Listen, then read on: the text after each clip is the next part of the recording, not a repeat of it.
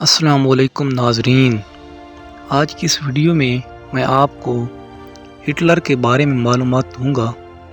Hitler کون تھا؟ لفظ ہٹلر تو آپ نے بہت سنا ہوگا۔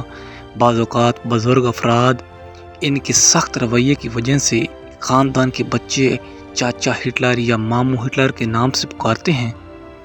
بعض اوقات بنا سوچے سمجھے اس لفظ کو لوگ اپنی گفتگو کا حصہ بنا لیتے ہیں اور تکرار کرتے رہتے ہیں، جیسے ہٹلر نہ بنو، بڑے آئے ہٹلر کہیں کے، وغیرہ وغیرہ۔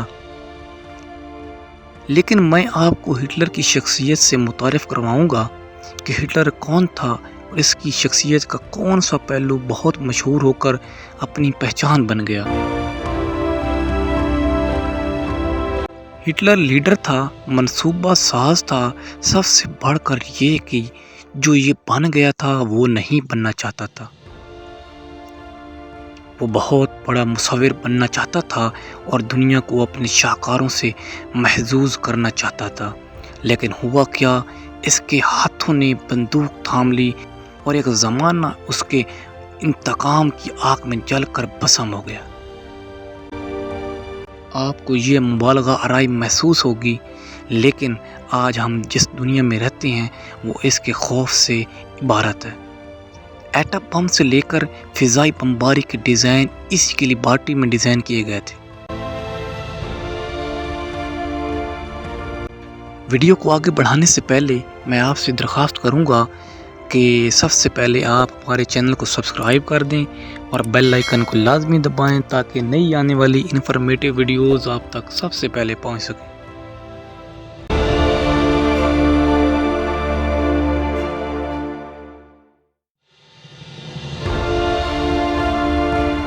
ستمبر 1918 کا دن ہے۔ پہلی جنگ عظیم 28 ختم ہو رہی ہے۔ پیرس سے 188 کلومیٹر دور ایک قصبہ ہے مارکویک۔ یہاں ایک برطانوی سپاہی کے نشانے میں ایک جرمنی سپاہی ہے جسے وہ چھوڑ بھی سکتا ہے اور مار بھی سکتا ہے۔ جرمن سپاہی جو اصل میں ڈاکیا ہے اور اسے یقین ہے کہ اسے گولی مار دی جائے گی۔ برطانوی سپاہی نے اسے غیر مسلح دیکھ کر بندوق نیچے کر لی اور اسے جانے کا اشارہ کر دیا۔ بظاہر یہ جنگ عظیم اول کے واقعات میں سے ایک ہے، لیکن برطانوی سپاہی نہیں جانتا ہے جسے اس نے چھوڑا ہے وہ ایک ایڈولف ہٹلر ہے، جس کی چھیڑی ہوئی دوسری جنگ عظیم میں کروڑوں لوگ لقمہ اجل بن جائیں گے۔ پہلی جنگ عظیم کا واقعہ ہٹلر نے اس وقت سنایا تھا جب اس نے برطانوی سپاہی ڈی ہنری کی تصویر دیکھی تھی۔ بڑی بڑی مونچھوں والا ہٹلر پہلی جنگ عظیم کے دوران جب بیلجیم اور فرانس کا محاذ ہوا تھا تو ہٹلر ڈاکیہ کے فرائض سر انجام دے رہا تھا۔ جب برطانیہ نے جرمنی کے خلاف زہریلی فوج استعمال کی تو سب نے ماسک چڑھا لیا، مگر ہٹلر کے ساتھ المیہ یہ تھا کہ اس کی مونچھیں اس کے ماسک سے ہمیشہ باہر رہتی تھیں۔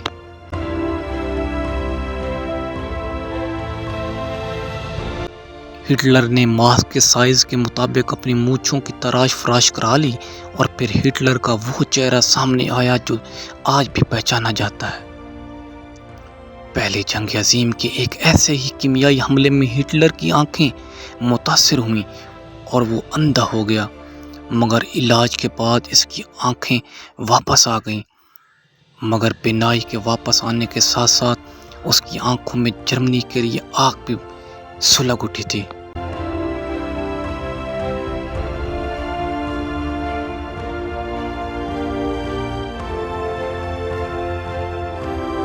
ناظرین، ہٹلر کی پیدائش اور پرورش جرمنی کے ہمسایہ ملک آسٹریا میں ہوئی تھی، لیکن جنگ کے بعد وہ پکا جرمن بن چکا تھا۔ وہ بچپن میں مصور بننا چاہتا تھا، مگر اب اس نے تہیہ کر لیا تھا کہ شکست کا بدلہ دشمن سے ہی لینا ہے، اس لیے اسے پوری دنیا سے کیوں نہ ٹکرانا پڑے۔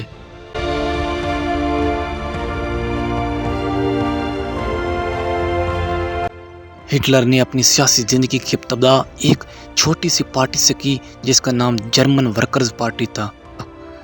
یہ پارٹی پہلے جنگ عظیم میں شکست خوردہ شہریوں اور فوجیوں نے بنائی تھی۔ کیونکہ پہلی جنگ میں برطانیہ اور فرانس نے جرمنی سے وہ علاقے چھین لیے تھے جو صدیوں میں اس کی سلطنت میں شامل تھے، اور تو اور جرمنی کو مجبور کیا گیا کہ اس جنگ میں عالمی طاقتوں کا جو نقصان ہوا ہے اس کا جرمانہ بھی ادا کیا جائے۔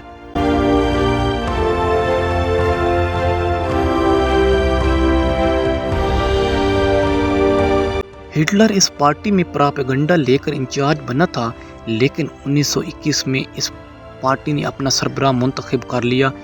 دلچسپ بات یہ ہے کہ ہٹلر پہلے اس پارٹی کا سربراہ بننے سے انکار کرتا رہا، لیکن جب اس نے پارٹی کا زوال دیکھا تو اس نے اپنی پارٹی کا سربراہ بننے کی حامی بھر لی۔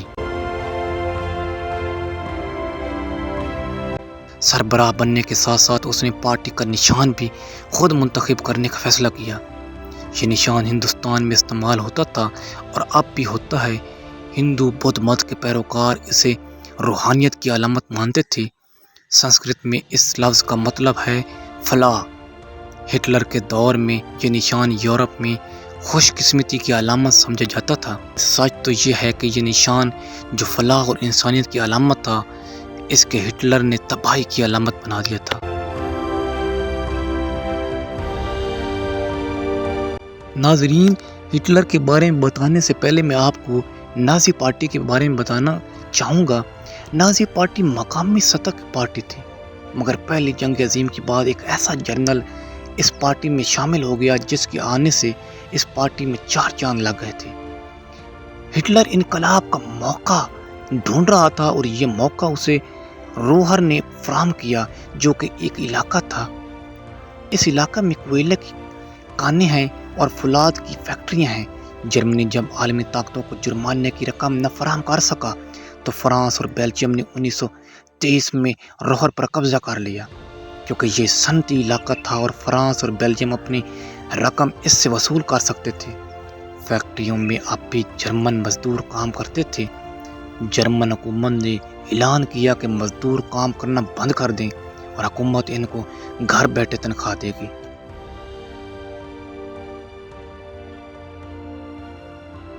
لیکن ایسا اس وقت ممکن تھا جب حکومت کے پاس پیسے ہوں، لہذا نتیجہ یہ نکلا کہ جرمن حکومت نے دھڑا دھڑ نوٹ چھاپے اور اس سے کرنسی کی قیمت کوڑا ہو گئی۔ کرنسی اتنی گر گئی کہ جرمنی میں ایک ڈبل روٹی کی قیمت 1 ارب مارک ہوئی۔ لوگ ایک ڈبل روٹی خریدنے کے لیے تھیلا تھیلا نوٹ بھر کر لے جاتے تھے۔ لوگ ارب پتی سے کاک پتی بن گئے۔ لوگ موسم سرما میں آگ کی تپش لینے کے لیے نوٹ جلایا کرتے تھے۔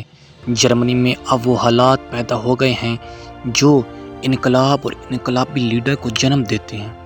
ایک ایسی قیادت کا خلا تھا جس پر جرمنی عوام یقین کرے کہ وہ انہیں اندھیرے سے نکالے گا۔ ایسے خلا کو 2 طرح کے لوگ پر کرتے ہیں، سٹیٹس مین یا جذباتی انقلابی لوگ۔ جرمنی کی خوش قسمتی تھی کہ اس خلا کو ایک جذباتی انقلاب لوگ ہٹلر نے پر کرنا شروع کیا۔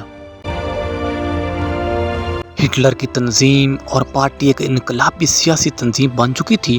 صرف ایک شہر میں اس کے 300 سپاہی تھے۔ ہٹلر نے نئے انقلاب کا باقاعدہ اعلان کر دیا۔ نومبر 1923 میں ہٹلر ہاتھ میں پستول لہراتا بہرحال میں داخل ہوا اور وہاں سے شہر کے مرکز پر قبضہ کرنے کے لیے آگے بڑھا، اور وہاں اس کو جرمن پولیس کا سامنا کرنا پڑا، جس کے بعد فائرنگ کا تبادلہ ہوا اور نازی اور پولیس والے ہلاک ہوئے۔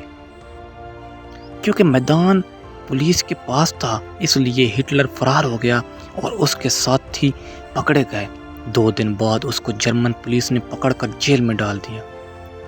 اس کے ساتھ ایرک لاڈن ڈارف بھی تحریک میں تھا، اس لیے دونوں پر غداری کا مقدمہ چلا۔ لاڈن ڈارف اثر و رسوخ والا شخص تھا، بچ نکلا، لیکن ہٹلر کو 5 سال قید ہو گئی۔ لیکن اچھے چلن کی وجہ سے اس کو 9 ماہ بعد چھوڑ دیا گیا۔ جیل میں ایک کتاب لکھی، میری جدوجہد، جس میں اس نے جرمن کو اعلیٰ نسل کہا اور یہ بھی لکھا کہ عالمی سلطنت کی بھاگ دوڑ جرمنی کے ہاتھ میں ہونی چاہیے۔ ناکام بغاوت سے وہ سبق حاصل کر چکا تھا کہ انقلاب بلٹ سے نہیں بلکہ بیلٹ سے ہونا ممکن ہے۔ اس کے بعد اس نے الیکشن کی پارٹی کو تیار کرنا شروع کر دیا۔ کیونکہ اس نے بغاوت کی تھی اس لیے وہ مشہور ہونا شروع ہو گیا۔ جب پارلیمنٹ کے الیکشن ہوئے تو نازی پارٹی کو صرف 12 نشستیں ملیں۔ اس کے بعد اسی برس جرمنی سے ہزاروں میل دور امریکہ میں ایک ایسا واقعہ ہوا جس نے ہٹلر کا ووٹ بینک کئی گنا بڑھا دیا۔ اکتوبر 1929 کو امریکی سٹاک مارکیٹ کریش ہو گئی جس سے پوری دنیا معاشی بحران کا شکار ہو گئی۔ اس بحران کی وجہ سے جرمنی کے لیے امریکی قرض رک گئے، انڈسٹری بند ہو گئی اور کئی لاکھ ورکرز بے روزگار ہو گئے۔ ہٹلر نے ان حالات کا فائدہ اٹھایا اور خود کو مسیحا کے طور پر پیش کیا۔ معاشی بحران کی وجہ سے حکومت نے استعفیٰ دے دیا تھا۔ 1930 میں پھر الیکشن ہوئے اور اب ہٹلر کو 18% ووٹ حاصل ہوئے، لیکن اب وہ بھی حکومت بنانے کی پوزیشن میں نہیں تھا۔ ہٹلر کو ایک اور رکاوٹ کا سامنا تھا، ہنڈنبرگ جو کہ پہلی جنگ عظیم میں جرمن فوج کا سربراہ تھا۔ عوام میں اسے دیوتا جیسا احترام حاصل تھا۔ بوڑھا صدر ہٹلر کو خطرناک سمجھتا تھا اور اسے چانسلر یعنی وزیر اعظم بنانے کے لیے تیار نہیں تھا۔ صدارتی الیکشن ہوئے تو ہٹلر بھی ان میں الیکشن میں کھڑا ہو گیا۔ اس نے صدر کو قائل کرنا شروع کر دیا۔ صدر کو ایک ہی اعتراض تھا کہ اگر ہٹلر حکومت میں آ گیا تو اس کو ڈکٹیٹر بننے سے کون روکے گا۔ آخرکار طے پایا کہ ہٹلر چانسلر اور سپین وائس چانسلر بنے گا جو ڈکٹیٹر کو ڈکٹیٹرشپ سے روکے گا۔ ہٹلر کے چانسلر بننے سے پہلے ایک 52 سالہ بوڑھا یہودی چپکا سے ملک میں نکل گیا تھا۔ یہ وہی شخص تھا جس کو بعد میں عزرائیل کو صدر بننے کی پیشکش کی گئی، وہ اس نے شکریہ کہہ کر ٹھکرا دیا تھا۔ یہ وہی شخص تھا جو 20ویں صدی کا بہت بڑا سائنسدان بنا جس کا نام آئنسٹائن تھا۔ ناظرین، ہٹلر کون تھا کا پارٹ 2 دیکھنے کے لیے ہمارے چینل سے جڑے رہیے گا۔ اب تک کے لیے اتنا ہی، خدا حافظ۔